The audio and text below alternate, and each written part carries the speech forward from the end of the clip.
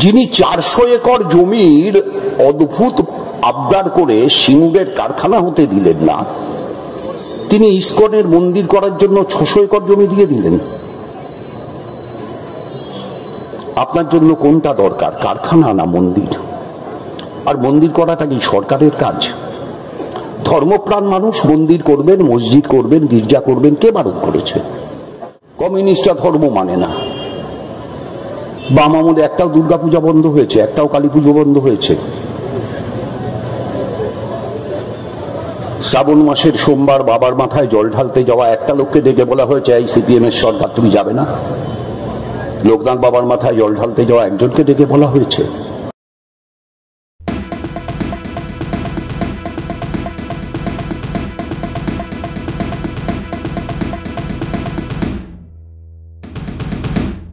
আমার খুব সহজ কয়েকটা কথা আপনাদের কাছে।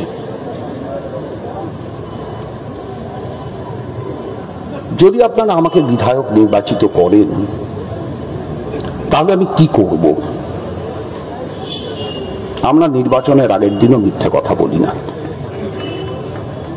বড়নগর, উত্তর দমদম, দমদম, কামারহাটি, পানিহাটি, নিউ ব্যারাকপুর, এই 6টা পৌরসভার একটা যৌথ সমস্যা জল জমার সমস্যা। দুদিনের বৃষ্টি, 3 দিনের বৃষ্টি জল জমিয়ে দেয়। রামলালা গহলেনে জমায় না। রামলালা গহলেনে 86 সালের বন্যাতেও জল জমেনি। কিন্তু তার ওপারে স্বাধীনপল্লী, তার ওপারে বিধান পার্ক। আচ্ছা, বড়নগরের জল নিষ্কাশনের স্বাভাবিক পদ্ধতি কি ছিল? জলের ধর্ম কি নিচুর দিকে যাওয়া? বড়নগরে জল জমার যাবে, জল নিষ্কাশনের স্বাভাবিক পদ্ধতি ছিল বিটি রোডের ওপারটা উঁচু ছিল, বিটি রোডের এপারটা নিচু ছিল। ওপারের জল এপারে আসতো। এখন যেখানে বিধান পার্ক, সেখানে কিচ্ছু ছিল না। বিধান পার্কের ওপার থেকে একদম সেই গরুই মাঠকল পর্যন্ত মাঝখানে মান্নাপাড়ার জনবসতি ছাড়া, শীতলা মাতা লেনের জনবসতি ছাড়া কিচ্ছু ছিল না। স্বাভাবিকভাবে জল এই সব জায়গা দিয়ে যেত এবং গিয়ে বাগজোলা খালে পড়ত। এই বাগজোলা খালের সংযোগ বিদ্যাধরী নদীর সাথে।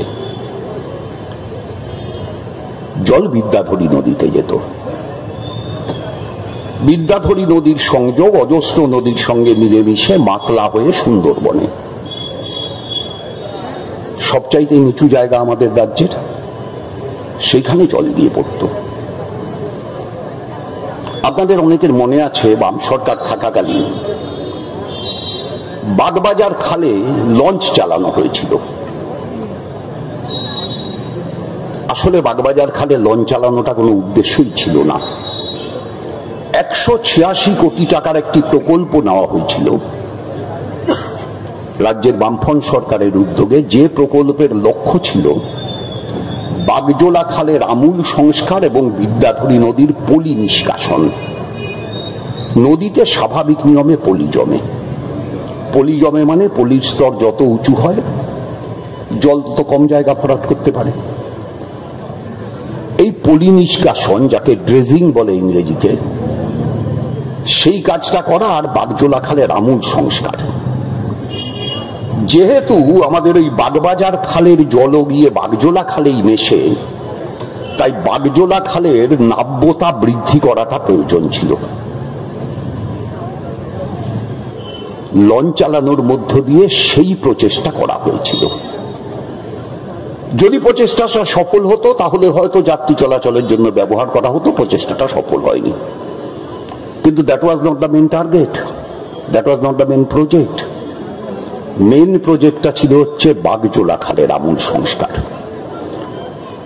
যারা নপাড়ার ওদিকে থাকেন, আমাদের আটাপাড়া, মন্ডলপাড়া চত্বরে থাকেন, তারা নিজেদের চোখে দেখেছেন বাগজোলা খালের সংস্কারের কি কাজ সেই সময়টায় হয়েছে।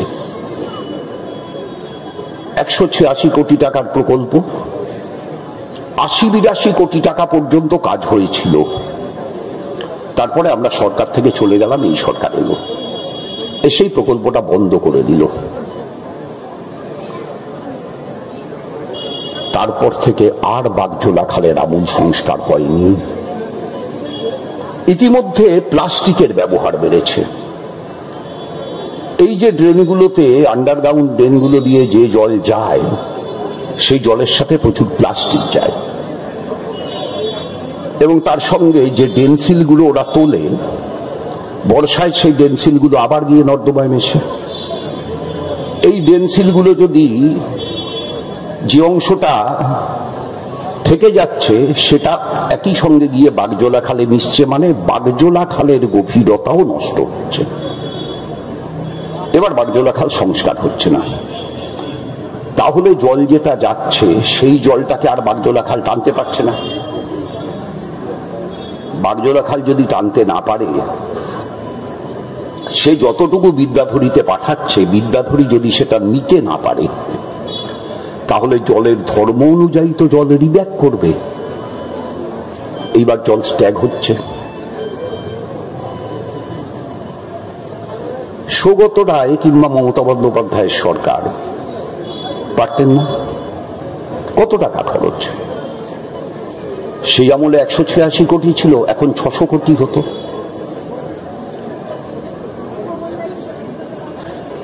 যিনি 400 একর জমির অদ্ভুত আবদার করে সিঙ্গুরের কারখানা হতে দিলেন না, তিনি ইস্কনের মন্দির করার জন্য 600 একর জমি দিয়ে দিলেন। আপনার জন্য কোনটা দরকার, কারখানা না মন্দির? আর মন্দির করাটা কি সরকারের কাজ? ধর্মপ্রাণ মানুষ মন্দির করবেন, মসজিদ করবেন, গির্জা করবেন, কে বারণ করেছে? কমিউনিস্টরা ধর্ম মানে না। বাম আমলে একটাও দুর্গাপূজা বন্ধ হয়েছে, একটাও কালী পুজো বন্ধ হয়েছে। শ্রাবণ মাসের সোমবার বাবার মাথায় জল ঢালতে যাওয়া একটা লোককে ডেকে বলা হয়েছে, এই সিপিএম এর সরকার তুমি যাবে না? লোকনাথ বাবার মাথায় জল ঢালতে যাওয়া একজনকে ডেকে বলা হয়েছে। আমরা খুব স্পষ্ট করে বলতে চাই, আমাদের ধর্মের সাথে কোনো বিরোধ নেই। আমরা বিশ্বাস করি ধর্ম জন্মেছে মানুষের প্রয়োজনে। আপনারা দেখছেন আওয়াজ, রোজকারের হক কথা। ফর মোর আপডেটস অ্যাবাউট আওয়াজ, please subscribe our YouTube channel.